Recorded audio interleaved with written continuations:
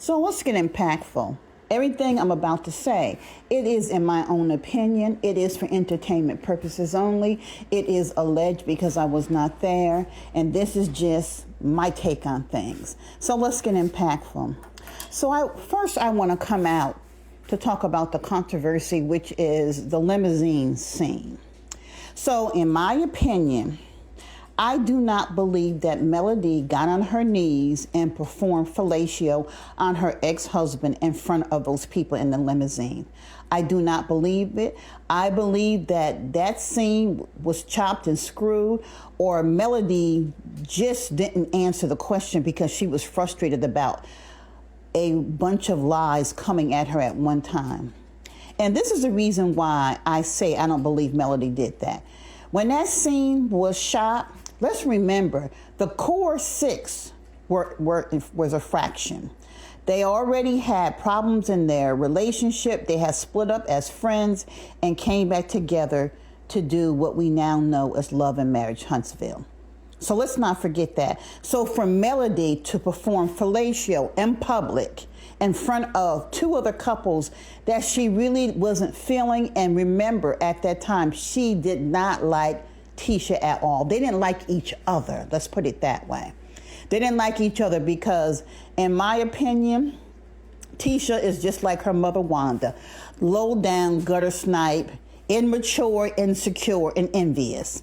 It is what it is. You can see how envious she is of Melody. So do I believe that Melody got on her knees to suck the little pee-wee of her ex-husband in front of the Scotts 1.0 and 2.0? I do not. I do not believe she did that. But what I do take note of is when Kimmy said, "Who told you that?" And I believe there's something to that. So did Kimmy and Maurice allegedly do some things in that limousine? Now, that might be the question, and that is probably why Kimmy is asking, because Kimmy doesn't care anything about what they bring out about Melody. Remember, in previous scenes before then, conversations, she was just getting on Melody's case. So she didn't ask that question to try to defend Melody in any way. In my opinion, it is to save her own behind, her and her beloved husband, that she's willing to take a bullet for, dummy. But that's my take on it. And I've been in these YouTube streets, and I hear a lot of younger women say, "Why are they always shaming the woman? What about the man? He did it too." One thing you should never forget as women is that men have always been able to go lower, but you are expected to be a lady, and that is fact and will never change. I don't expect a woman, not a female, a woman to stoop to the level of a man. See, when you try to defend it that way, you're never going to win, because we are higher than men. So the expectation from God, our Father, of us is much higher than a man. He expects us to walk in integrity with our head held high. So women, young women, don't ever think that it's okay for you to stoop to the level of a man. It is not. You're going to get yourself too muddy, and that's just the way it is. God has a special place in his heart for women. So don't stoop yourself down to the level of man, because God does not see us as he sees men.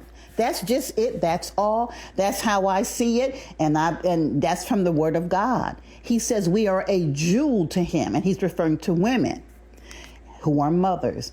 And I'm going to do a recording of motherless child, because I think it's such an important part of why so many people act the way that they do. Is because of their lack of affection and love from the person who gave birth to them. So let's get impactful. Let's stay impactful. Happy V-Day to the ones who celebrate it.